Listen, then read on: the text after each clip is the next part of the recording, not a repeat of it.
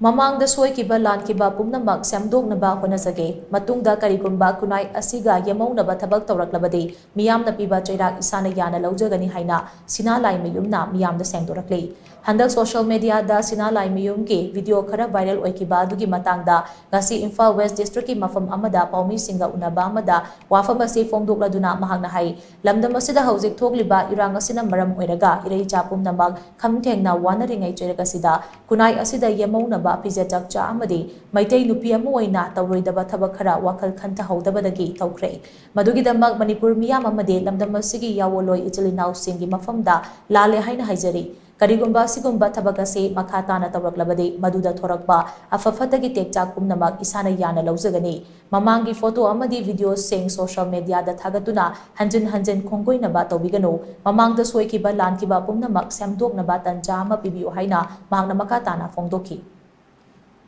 Aigi ming Laimayum Sina Devi, babagi ming na Laimayum Sasikumar Sharma, mamagi ming na Laimayum Banumati Devi, aigi laifam na Lankhiba Kunja awang laikai.